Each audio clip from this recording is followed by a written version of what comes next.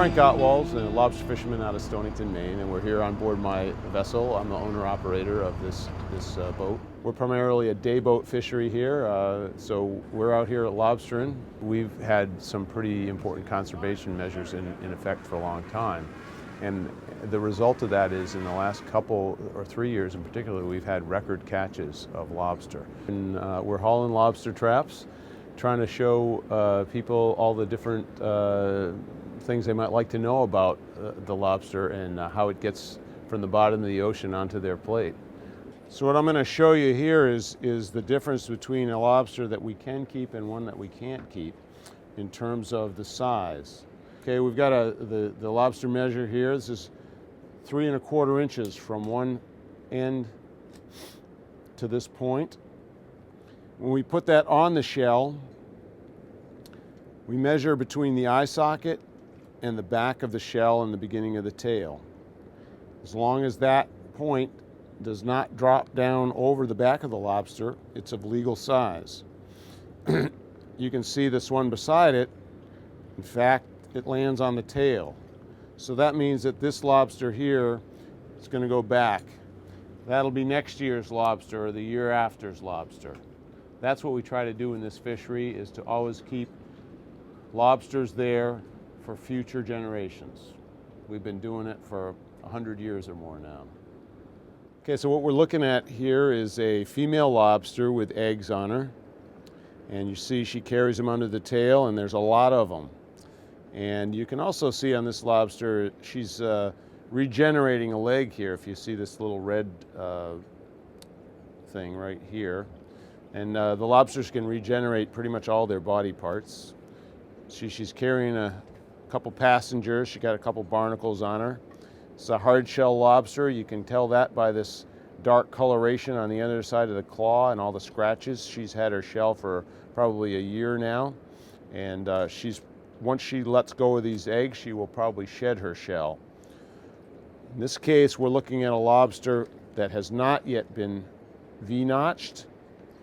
When we catch a lobster here in Maine that has eggs on it, we put a mark into it. You can see on the end of this measuring tool there's a little thing, and I'm just going to put that under her tail like that, press down on it, and that's going to leave a notch.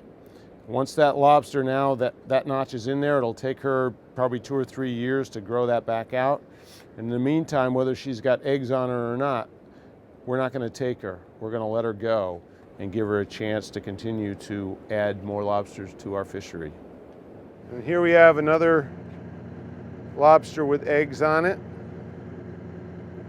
You can see they have quite a few.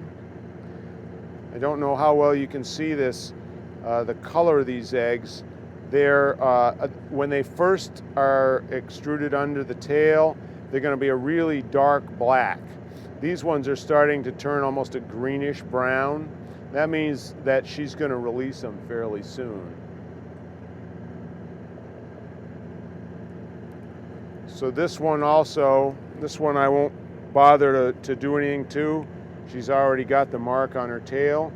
And you can also see with this one that it's beginning to grow back. But I still know that that's a lobster that has been notched. So even if it didn't have eggs on it, I would let it go. And so now we're just gonna, I always try to be careful with them when I put them back so the eggs don't get knocked off. I'm gonna curl her tail up like so. And just let her go gently back into the water and be on her way. So what we're looking at here, this is a legal lobster. It passes all of our conservation measures. It's large enough, passes larger than this side of the measure, and smaller than this longer side of the measure. Does not have any mark in its flipper that would indicate that it had been caught with eggs on it. And there are no eggs on this lobster, even though it is a female. What we do so that these lobsters won't bite each other when we have them in the tank or bite us is we're going to put a band on them. It's just a rubber band, pretty easy process. But if you got a lot of lobsters that you're doing, you got to work pretty quick. It's the middle of June, and this is traditionally a pretty slow time for the Maine lobster fishery, primarily because the legal lobsters that had shed or molted into the legal size category from last year have mostly been caught. So sometime in the next 2 to 3 weeks, we should start to begin to see what we call the new shell lobsters.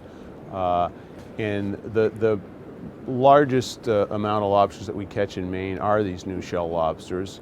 And by the middle of July, generally, depending on the year, anywhere from the middle of June to the middle of July, probably the season really picks up.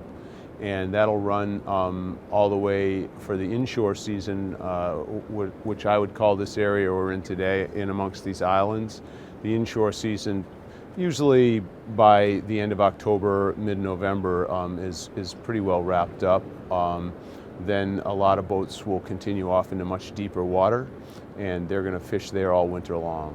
So we don't have a closed season for lobster in Maine, but we definitely have, probably I would say between July and December is when most of our lobsters are landed. You might even narrow it down a little more between probably July and November. We have particularly in this area, a very hard rocky bottom. There's a lot of good territory for lobsters, not only the larger lobsters, but the smaller lobsters to hide when they're small and to grow. I think that whatever it is that they eat here makes them taste good. The Maine lobster, it's still a small boat owner-operator fishery. I have to be on board this boat when we are engaged in the act of lobstering. So every boat that you see when you on the Maine coast is owned and operated by a fisherman. There's no corporate entity that owns a number of boats, and we're all limited to having a maximum of 800 traps in the water. What we're looking at here, this is a vinyl coated wire, and that's the material of choice nowadays. When I started fishing 40 years ago, all the traps were made of wood. So that's a big change. We talked a little bit about the conservation. Every one of these traps has a mandated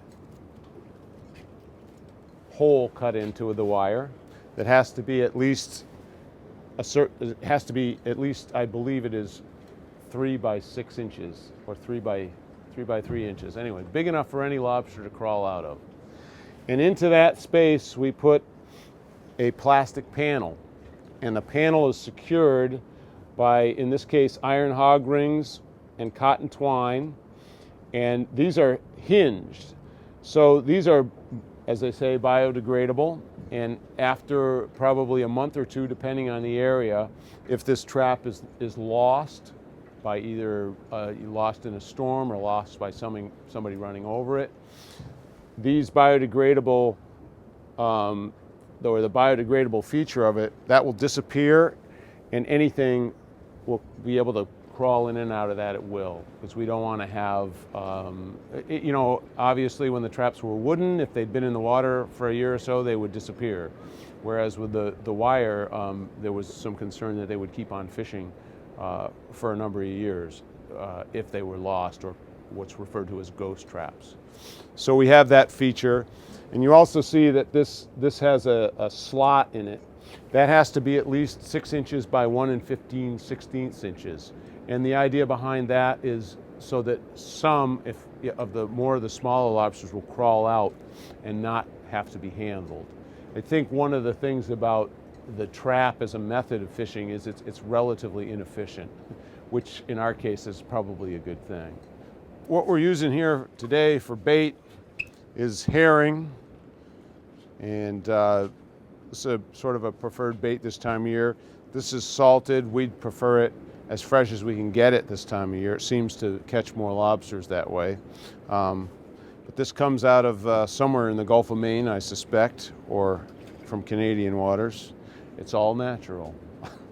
So what happens when we catch the lobsters here in terms of freshness too, is as soon as we determine whether or not it's a lobster that we're going to be able to keep, we put the bands on it, and we're going to keep that in a tank of circulating seawater, sometimes aerated. If the water gets warm in the summer, we'll aerate the tank so that those lobsters have plenty of oxygen. Those lobsters are going to stay in that circulating seawater till the last minute when we put them into crates at the dock. And once they're in the crates, they're going to go right back into the seawater and stay there until they go to their destination. Probably whoever we sell the lobsters to, I sell to a co-op. They're going to put them in a truck and take them immediately to one of their facilities. And at that point, they're going to go into chilled seawater, and they will grade the lobsters depending on what market they're going to. And so what we try to do is make sure that they it's as stress-free as possible to try to keep them in the water and as much as as long as we can. And I think the other thing about these waters here is they, even in the summertime, the ocean rarely gets into maybe the low 50s. So that's an important thing. Lobsters live in a fairly narrow temperature range, so we want that water to be cold. That keeps them happy and healthy, I guess, which is the idea is to get them to where they're going in the best condition possible. The waters in this area in particular and all along the Maine coast, because we're fairly exposed to the sea, and because we have a lot of tidal flow, they tend to be very clean. There's no stagnant water here. It's moving all the time. As you can see today, there's plenty of wave action, and so I think that Maine has made a really concerted effort in the last 40 or 50 years to clean up the rivers that flow into the ocean. I think these waters here, particularly as you get out into the Gulf of Maine, are probably as clean as waters you're going to find anywhere in the world.